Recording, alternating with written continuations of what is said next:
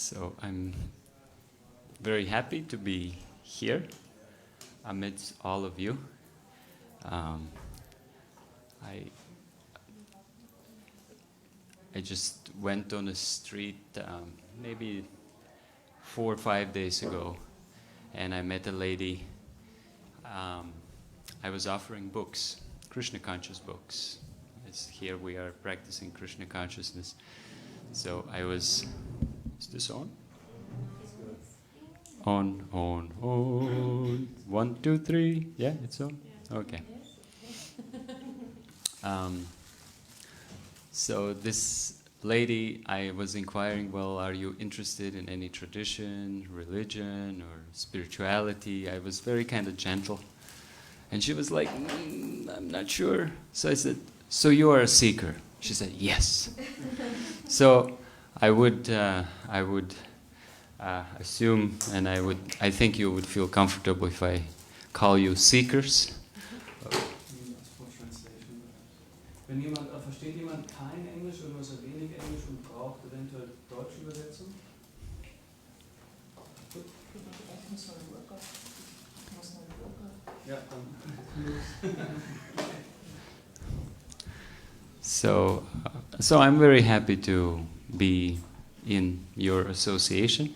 Is there anybody who has come for first time here? Okay, and there. All right, wonderful. Thank you very much for choosing to spend your Sunday afternoon this way. I'm first time. I'm streamed live, so I'm a little bit, and now there's a lot of light from that.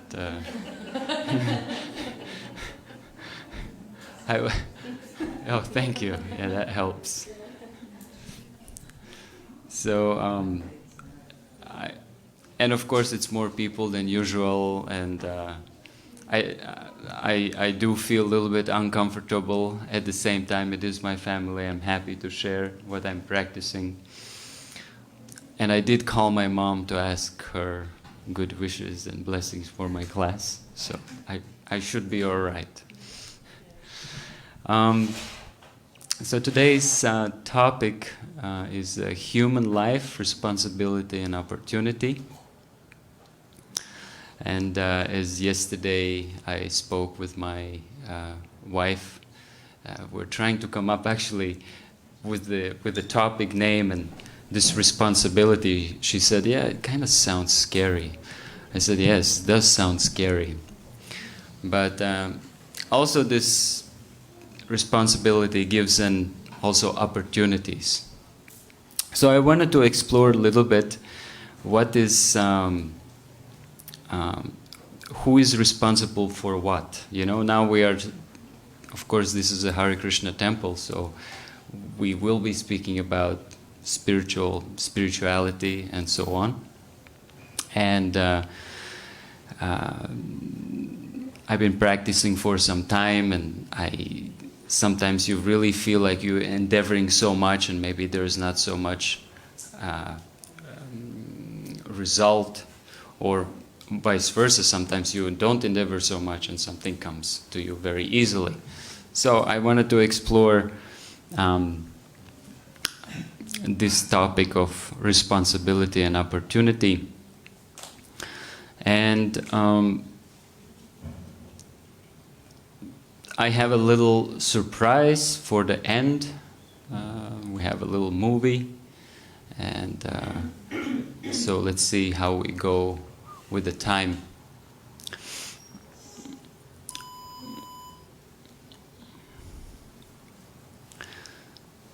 So when we talk about responsibility, it's just if you break down the word response, it's ability to respond. So as a human beings, we have this ability to respond a bit more than other forms of life. In Krishna consciousness, we take our knowledge from Vedic literature. I'm trying to understand. We have some new people. Have you heard about Bhagavad Gita?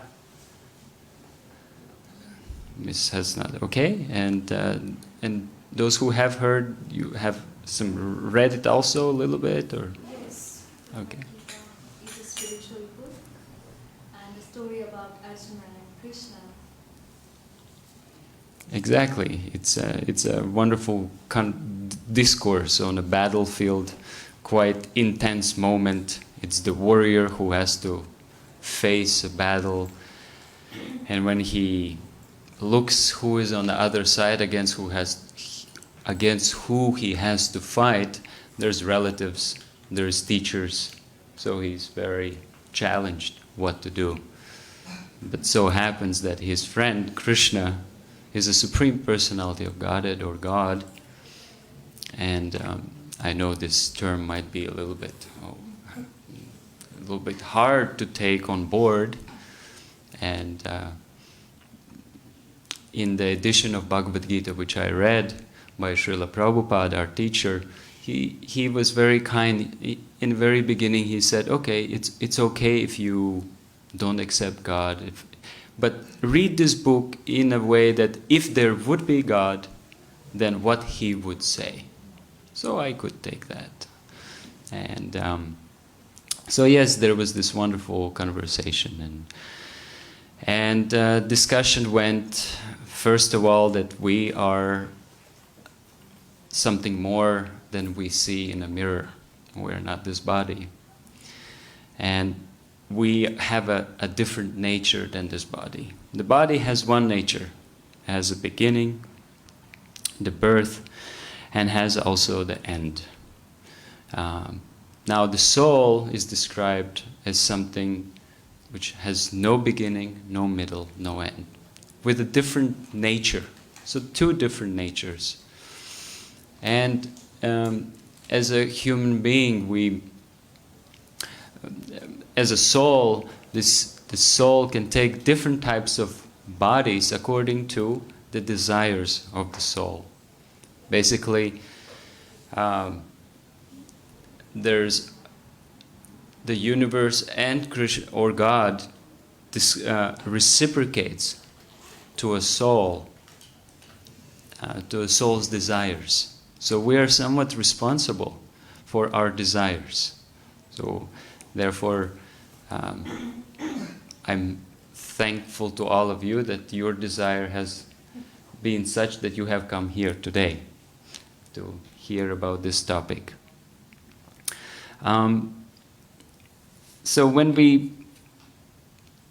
take birth in this body, naturally we are very vulnerable.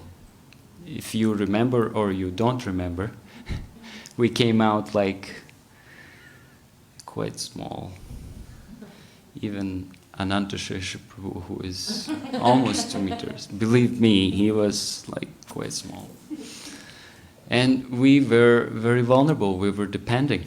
We were depending on our parents. And as we did a lot of stuff that our parents tolerated. We don't remember that, but we did that. They took care of us, did the best they could with the resources and support they had. Maybe not, not the perfect way nowadays. I even have heard that in America, children sue their parents because parents were not capably taking care, so children have developed some, I don't know, maybe codependency or some mental conditioning, so that then the children sue the parents like that. So the one thing what comes first is that Vedic culture or spirituality does encourage acknowledging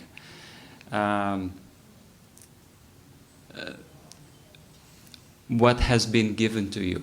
Let's say, for example, parents took care of us. So that needs to be acknowledged. It's something, it's like an obligation to others, right? So parents fed us, nurtured us, and so on. So it's nice to acknowledge that. And if we don't acknowledge that, it's inability to respond a little bit. If someone actually cares for you and does nice things for you, it's naturally to be grateful. So there's not only parents who do that, there's also other beings who do that without our knowledge. For example, there is sages, great saints, rishis, who dive very deep in these subject matters of spiritual life, and they give books and they give knowledge and realization. So we are actually also, what is the word I'm looking for? We are obliged. We are obliged for their contribution, even if we don't know them right now. And what about the necessities around us? For example, imagine if you go to sleep tonight and next morning there's no morning. The sun didn't come up. And then you're waiting, that day passes, you go to sleep, and then the next morning, again there is no sun. So we are very much depending actually on the sun. All the trees, they depend on sun. All the food depends on sun. The rain evaporates from the sea from sun. We take it for granted. We take birth, sun was there, we die, sun is still there. We don't, but there are higher beings who actually manage that. It's like universal ministers. There's, in this country there's the education. I don't know if you have ministers here. Anyway, there's someone in charge of education, someone in charge of funds, someone in charge of what else is there? Funds, yeah, finance, yes. The health, and then the protection, right? Like that, military. So this is just this country. Now, on a higher universal scale, there is also beings who are more empowered. We, of course, might not have that experience to understand or to... maybe that experience to venture there. Is this something real, that there are higher beings existing? Of course, then we can ask ourselves a question: what is our qualification to understand such things? Because generally we perceive the world and analyze it with our own experience, what we have experienced in this 20, 30, 40, 50, 60 years in our body, in a limited space and time. That's what we take as a reference. That's how we say, okay, yeah, that's possible, that's not possible.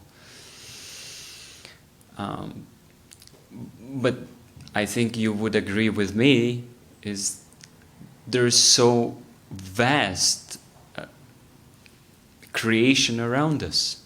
Would you say that you're aware of all the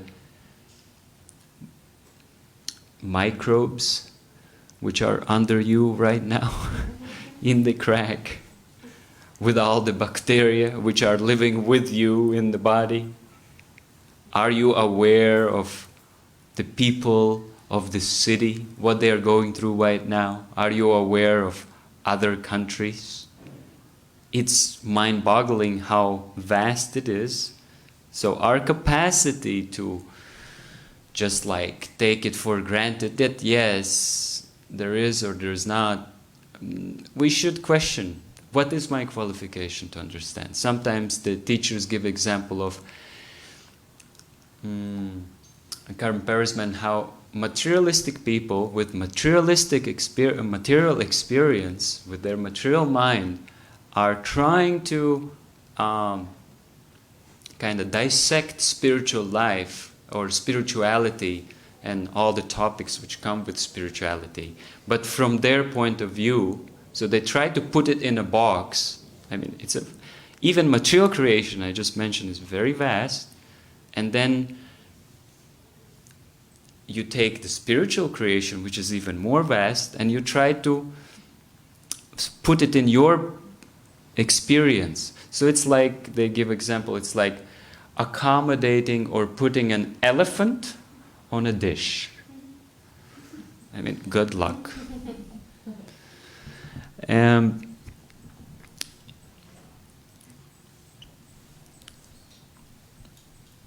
I would like to return to the place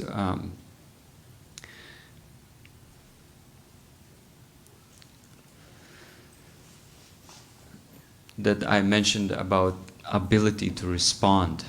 So this human lives give that experience to experience a higher level of happiness and ability to respond, but also gives higher levels of destroying things. And if you can see now what has been happening in the last, since industrialism, there's been a tremendous increase in human race. They have a tremendous power to destroy things. Before, they didn't have that much power. You know, there was no these weaponries and so on. And it's somewhat, we are an experiment right now. We are actually reaping some results from this experiment. Experiment by when we try to get happiness, but being out of sync with nature. We don't consider what we do to our nature. We're so blinded and driven to get happiness that we don't really acknowledge what we are doing to the nature.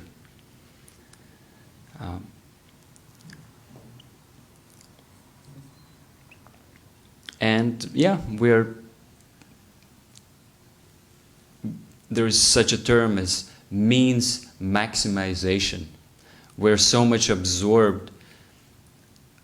Let's say we want to get something, we want to, obviously everyone wants happiness, but then we think, okay, this is gonna give me happiness, and we invest most of the time in the pursuit, we don't get it. We spend most of the time in endeavoring to get the happiness, but we kind of get lost in the actual job, let's say, right? For example, you know, we need peace and comfort, and then we need to work for it, and then there's not much time left.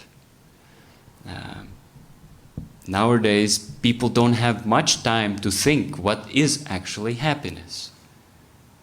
It's kind of, it's a vague question, people say. Just give me $10 million. That's more tangible. I know what to do with that. But discussing what means or what kind of happiness is available, it's not so much. Even the research says that. It's not so much. So we have created this amazing situation, which is interesting, especially nowadays. I wanted to share a little story, not a story, but something related to me. I'm married to a Brazilian, and her sister, my wife's sister, just had a baby. Was it 1 year? A little bit more than 1 year ago. It was a girl, and it was some difficulty to taking the birth, but she came out fine and strong. So we were there when she was given birth. And now Brazil is in full lockdown. You cannot go out. So this baby is walking already. So, hello, welcome. Feel comfortable, take a seat wherever you can find a place.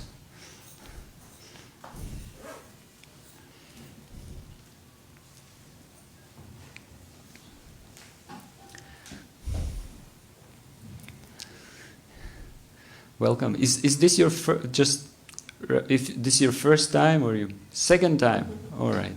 Do you understand English? Is that all right? Okay, super good. So I'm telling a little experience what my wife's sister, she has a baby, 1 year old, and is starting to walk. And they have not left the apartment for last, 2-3 months? So imagine, she has taken a birth in this world, in this circumstance, in the experiment what we are part of. It's very, very strange, because I remember I was learning to walk on grass, because it's much softer than an apartment. And there's so many things, so it's just, we need to take that responsibility and ask ourselves a question: is there, can we live a happy and fulfilled lives without destroying everything around us? Is there a happiness which is sustainable and which benefits others and doesn't exploit others? So this is what Bhagavad Gita, this is what the ancient sages, the rishis, the saints, they offer this type of happiness. And of course, we would like, if we embark on such a journey, we would like meet a champions of sustainable happiness, who can demonstrate how it is done. And they're out there. They're out there, and I would like to show a little movie, as I said, just in a short. Before I do that, when we embark on spiritual journey, there's a little bit unknown, a lot of unknown, by the way. There's a lot of unknown even in material life. We just realize after some years, oh, it's done like this. Oh, okay. And your perception changes. I remember when I was 8 years old, what was important was the candies which had chocolate in them. That was very important to me. Then when I became 13, 14, 15, then the girls were important, because somehow they were different and like that. And as you go on, then at some point there's serious relationships, there's job, there's career, of course there's a play. I used to do snowboarding and BMXing in between all that, recreation. So it does change these perceptions, what is valuable, what is important. But eventually we do arrive, does life fulfill me? Does it do it for me? And what can be done? And we might venture. Is there other options? So, like spirituality. And then maybe something actually touches and we try to start to practice a little bit. And we sometimes feel, well, is it working or is it not working? Or one day it was working and another day it wasn't working. It's a little bit confusing, and I came to it. Maybe you have seen sometimes in your house a fly who has stuck, is trying to escape from apartment, and he goes where's the window, but the window is closed, and he tries really, really hard. And he even can try, usually when you see the flies which are they just overdid it in a wrong direction. It looks like it would work, but it wasn't working. All what was needed to be done is someone kind and capable would open the window. That's all. And you fly out. So, according to the sages and the yogis, we are eternal living beings, parts and parcels of the Supreme Being, who is very kind, very loving, very wonderful, very adventurous, and many more things. It is described actually that his qualities are, even if you take this planet apart in atoms, if you can count the atoms, very nice, but you cannot count his qualities. Because it's coming from a different nature. It's a spiritual nature. Spiritual nature is not limited like material nature. We have experience here in this material world, everything has a limitation. Everything has a beginning, everything has an end. But that nature is different. And so he is actually capable of providing the highest type of existence and shelter and happiness to the living beings. It's a high claim, I know. When in different traditions people speak about God, they say God is all-knowing. That's a high claim. That means he knows everything what happened in the past, what happens right now, not just in your mind or in my mind, and what will happen in the future. That means all-knowing. It's a big claim, but that's what it is. If he is actually God, if there is such a being, then he has to have that capacity. Not only about all-knowing, there's also all-powerful. Nothing can influence him. Nothing is above him. Also beauty. He is the source of all beauty. Just today, we heard how when the saints and rishis and yogis, they actually see that Supreme Being, the beauty is intoxicating. We like to sometimes be intoxicated. Usually it's just because the life is too hard and we don't know. We want some relaxation and so on. But here, the yogis, they see this most wonderful person, and it's just by seeing it's intoxicating. So this Supreme Being, he's also responsible to give us a process how to understand our position here in this world. What is this world? For what it is, how it is functioning, and how we can actually get out of this world. According to this tradition, there is cycle of birth and death. We don't just die once, and we don't take birth once. It's as many times you like, because that Supreme Being, that wonderful person who sits in the core of everyone's heart, in a very nice space, He's providing and reciprocating to our desire. He's facilitating.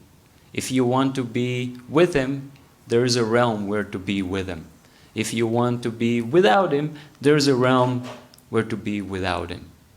And He arranges and facilitates. If you want to get, and then we come to material world and take birth again and again, and we forget things, and we try out things, one body, another body, like that. So that Supreme Being, Krishna, we call Him Krishna. There's many other names for that Supreme Being. Krishna means all attractive. He gives a process how to become liberated, how to become free of the influence of material energy, and how to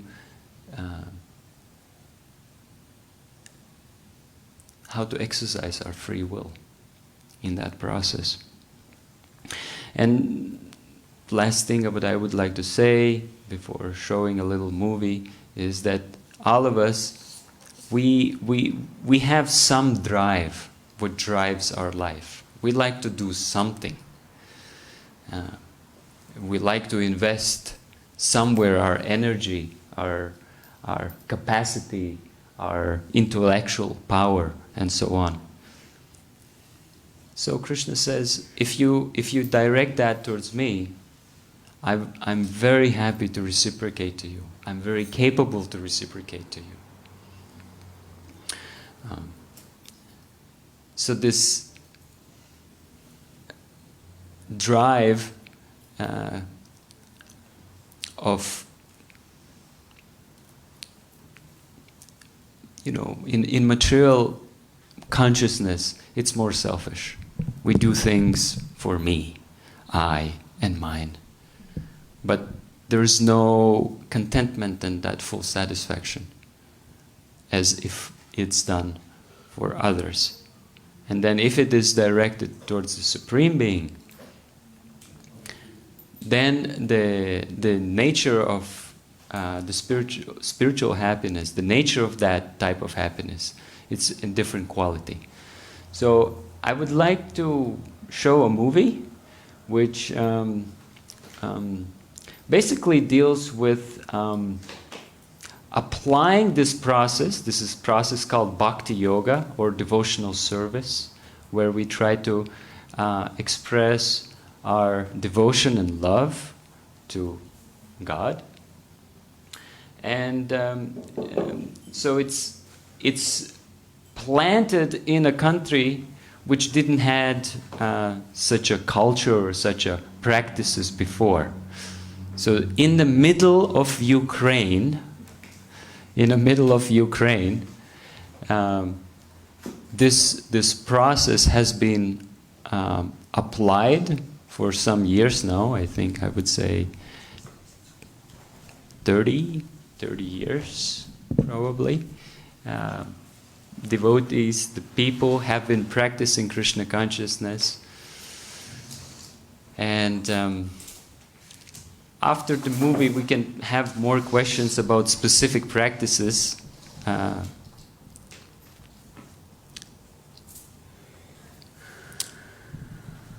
You're kind of ready? Okay. Yeah.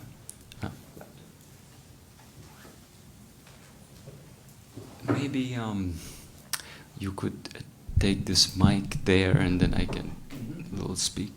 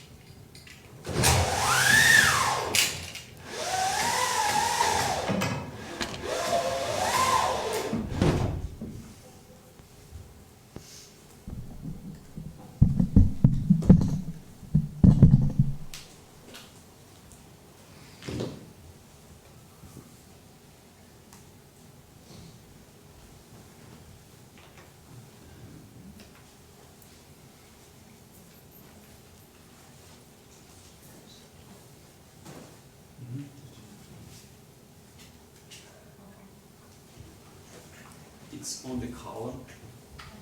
It's okay. All right.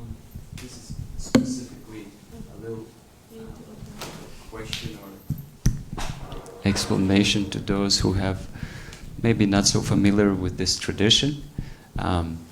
So here on the altar, we have deities. And it might be a little bit confusing. What is this, or what kind of practice it is, and why it is done? It is a system where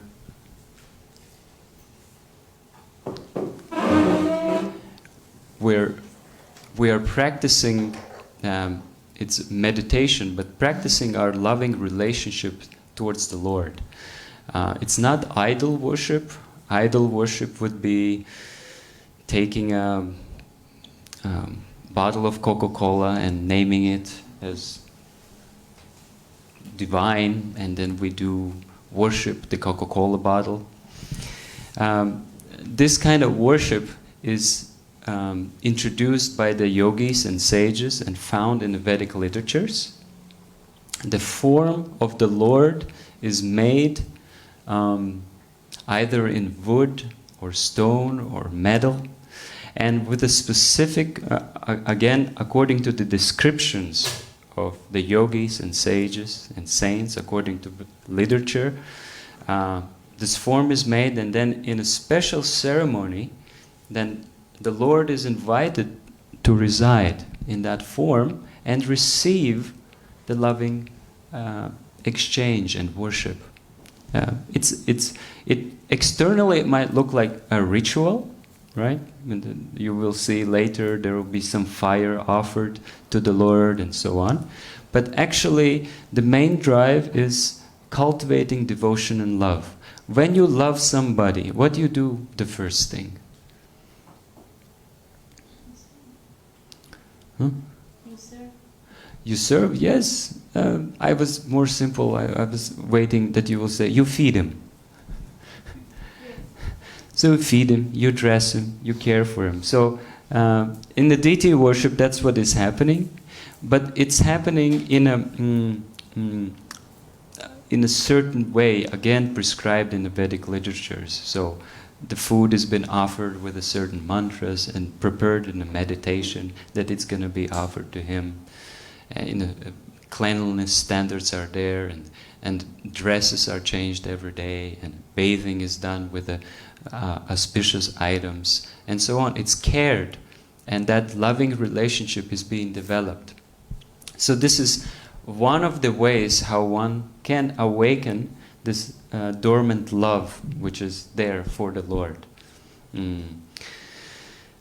There's other ways, but in this temple we use mainly one side we worship the deities, and other side we hear about, we read about the Supreme Lord, and we chant His name. You maybe already heard this secret mantra, Hare Krishna, Krishna Krishna, Hare Hare, Hare Rama, Rama Rama, Hare Hare. So this is another way how to get in touch with the Lord, with that spiritual energy, and show your surrender, your dependence on the Lord. And the Lord is very happily reciprocating and removing the influence of material energy and the confusion and illusion. And you start identifying and actually understanding that I am a spiritual being, and everyone around me are also spiritual beings. And so the fear is being dissipated. These kind of emotions are disappearing. Okay, so this is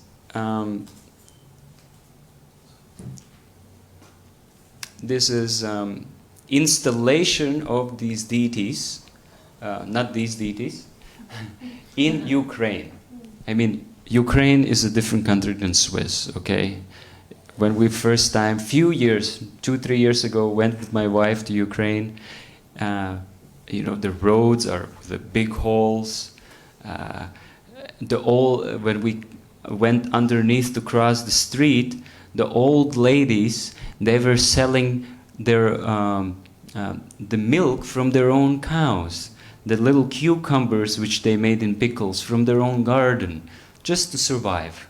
Very simple country, very simple people, like that. So that's Ukraine. And then this process of bhakti yoga, this cultivation of loving relationship through chanting of the names and installing the that's been applied in that place. So I want you to just observe what is the effect which is being created, what is the energy which is being created there. Because there the center is the Lord and unmotivated, pure devotion. That's when someone comes to you and offers you something, some service or something nice, without any expectation, without any strings attached, it touches your heart. And that's our nature. So worship of the Lord actually, in the spiritual realm, that's where it only begins. And it just expands more and more. But this is an example what is possible here, even in Ukraine.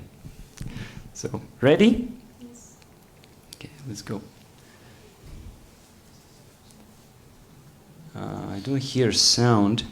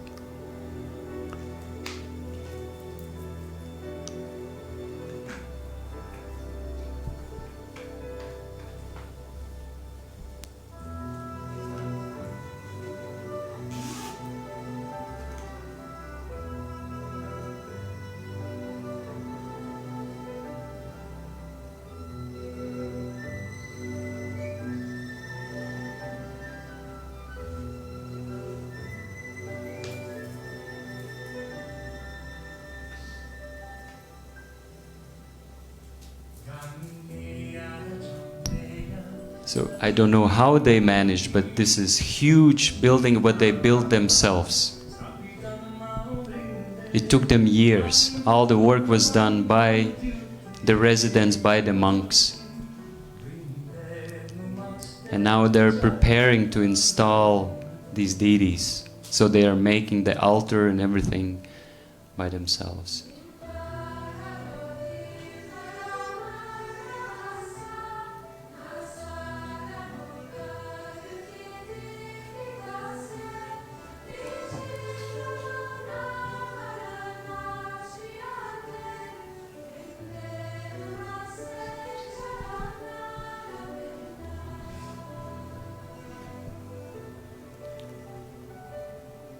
So this is Srila Prabhupada, as you see here, and they are the saints who show us that pure devotion.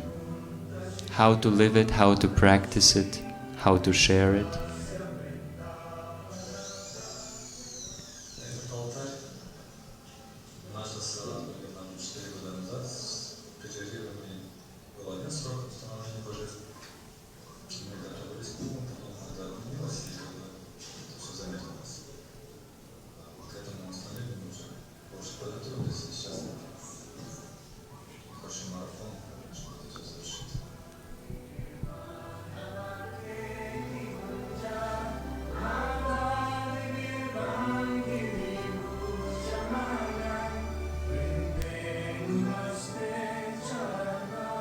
So nobody is getting paid, okay? This is volunteer service done cultivating that devotion in the heart.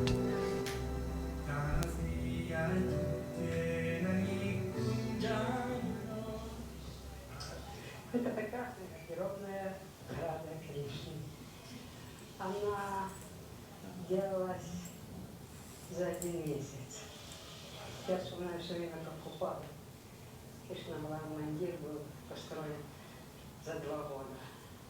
Но видя, как это создавалось, я все время видела этот пример, что преданные настолько энтузиастичны и настолько действительно очень хотят служить Кришне, что они вот сделали такое чудесное героя, и причем Кришна выбрал себе того, кто сделал это умно очень.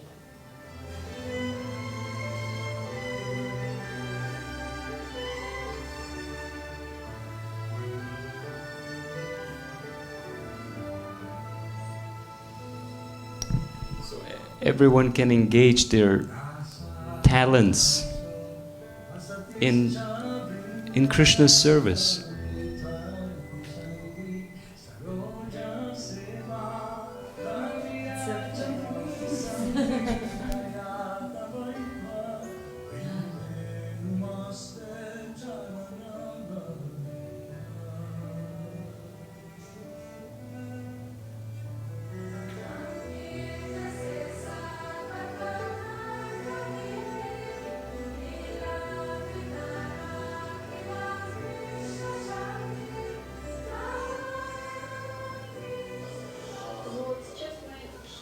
Одежды для Шиширадхи Кришны на установление.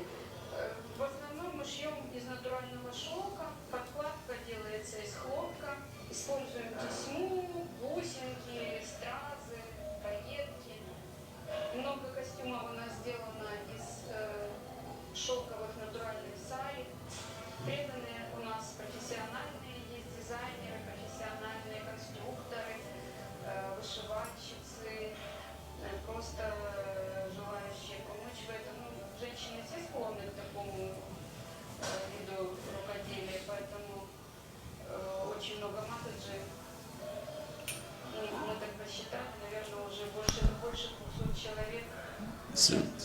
So more than 200 people have come forward to help this installation.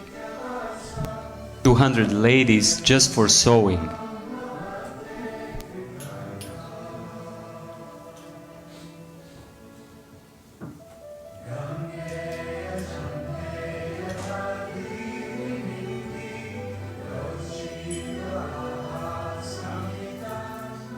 Новые стандарты такие, что они у нас уже введены были до того, как еще это все мы заранее должны были получить стандарт, который у нас уже несколько месяцев уже да, 2 полноценных ужина у нас в меню.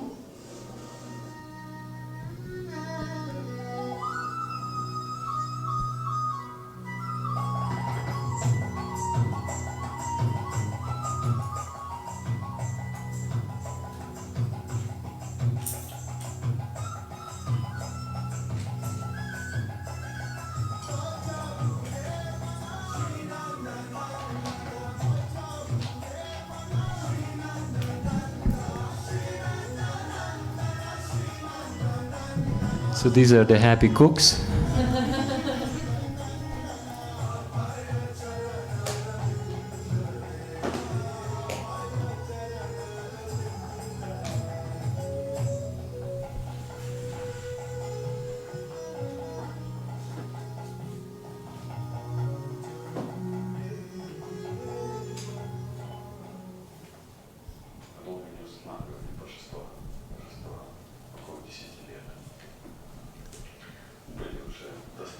So they were waiting 10 years.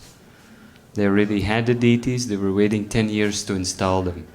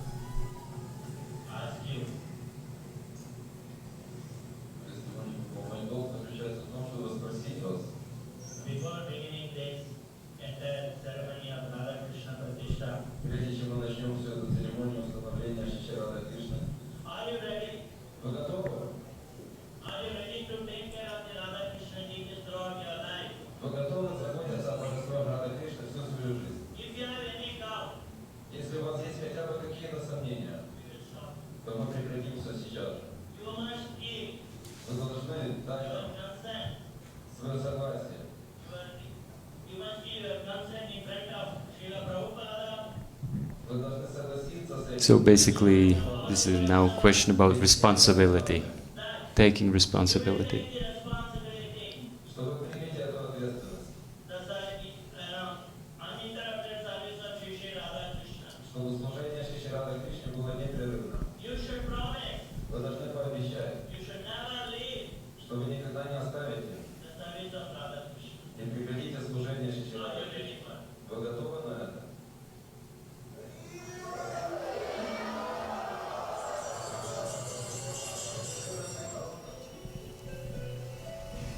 In deity worship, it's important to keep very clean everything, very punctual, and of course devotion.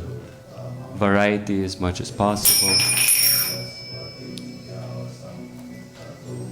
So here we see the ceremony, how the Lord is being invited to accept those forms. It's quite complicated science. It's a science of mantras and different hand gestures, which again is described in the Vedic literature, how to do it properly, correctly.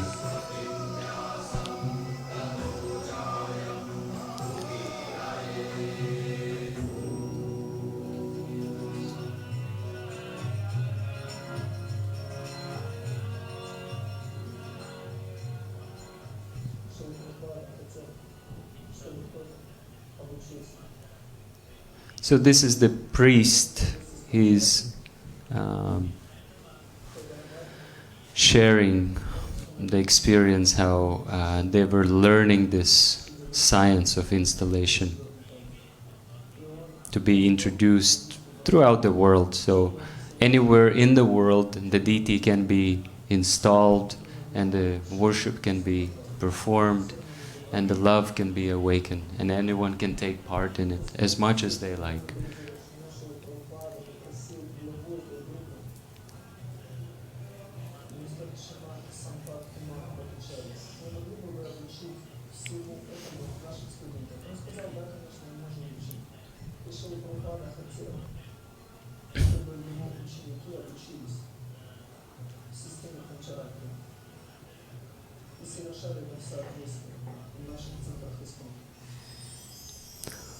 Are you still awake?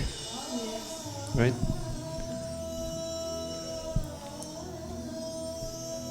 So this is the first time I think they're gonna see the deities.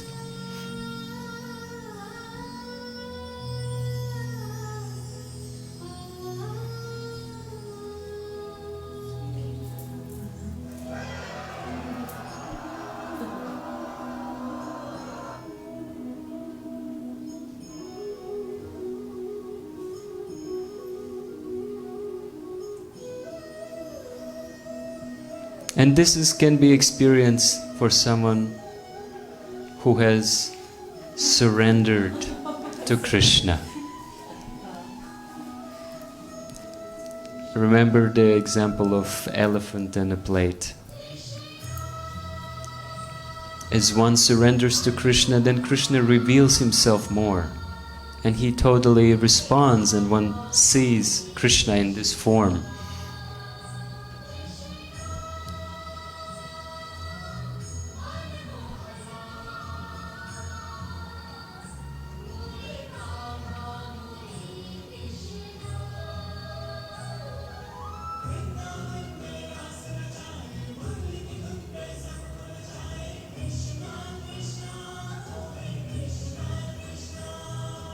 And just to remind you that that's not India, that's Ukraine.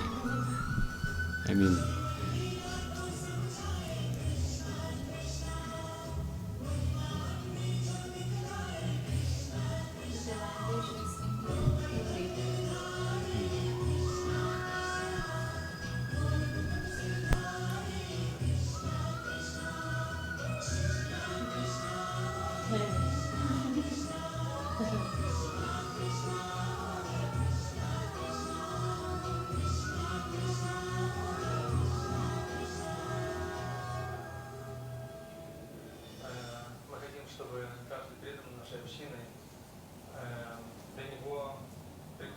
Кришны это было действительно серьезным событием в его жизни, чтобы это не было просто каким-то шоу, кто-то что-то устанавливает, и это очень прикольно, очень интересно посмотреть, что же там будет.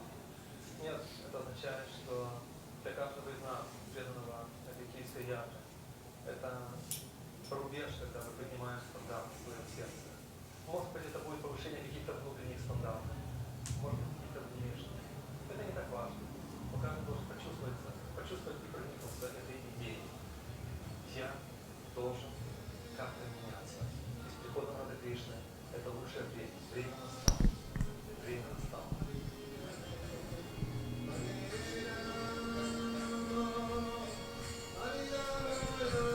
So it's like inviting God in your life.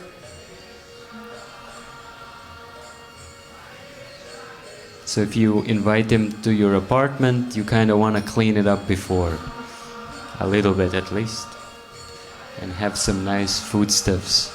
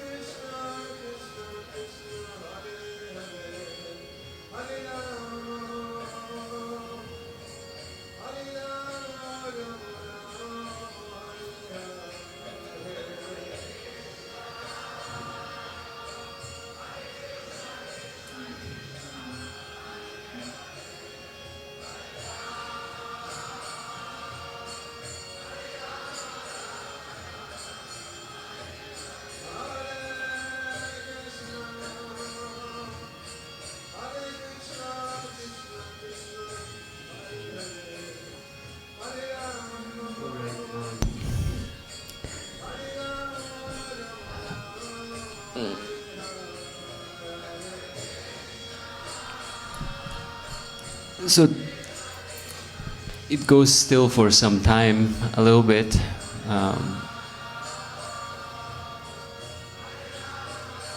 My allotted time to give a class is over. I was supposed to finish by 5 o'clock. It's 5 minutes past.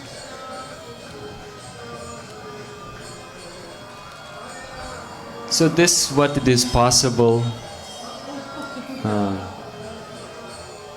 These beautiful deities been worshipped now in Ukraine for already some years.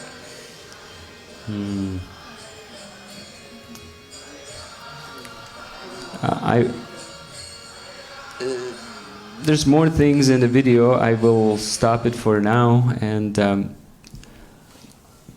maybe there's, if you feel that your digestion fire is high, I don't want to interrupt it and I would say interfere with it. At the same time, if you have any questions regarding the video or the philosophy or anything else, I would like to take 5 minutes, 10 minutes to answer. You have a question? Yeah. The topic of today's lecture is there is time for video. So the person who can find his responsibility towards the life, towards the meaning of life for the society.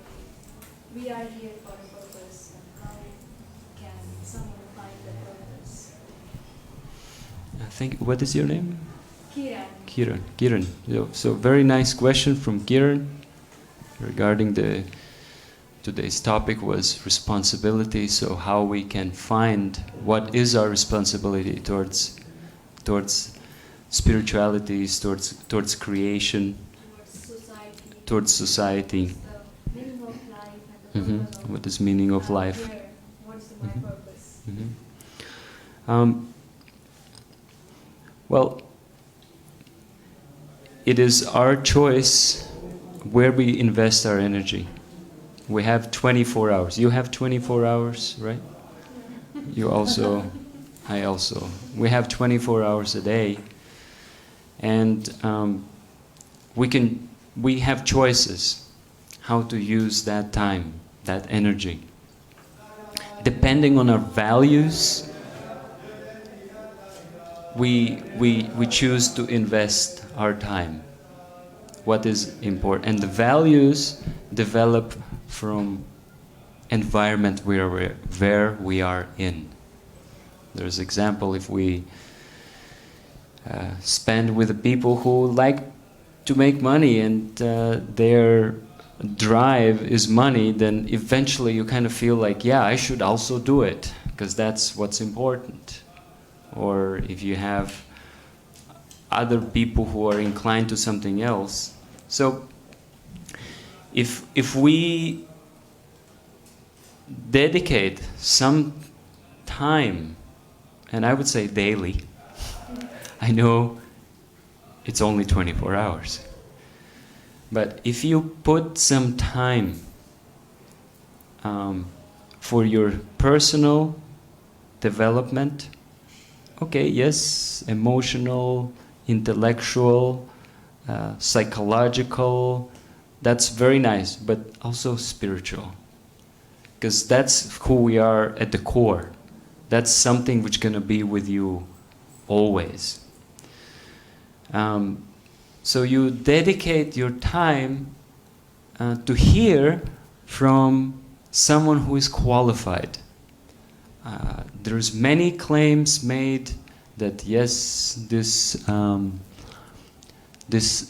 self-realization course will make you happy. This affirmation course with money will make you a millionaire. And there's many claims made. But it is nice to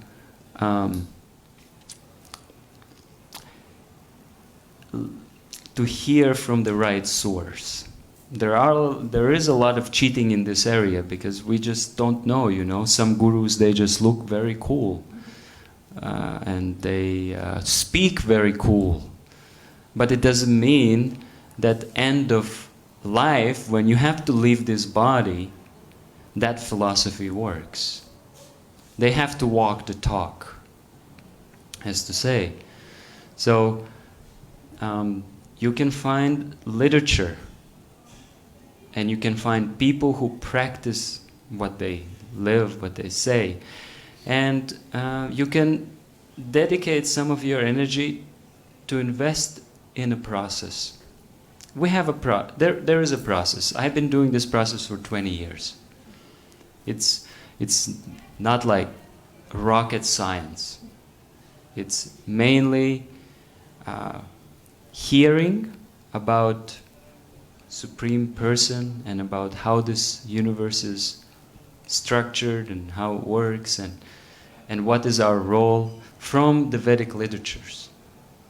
That's one, hearing, and then doing something which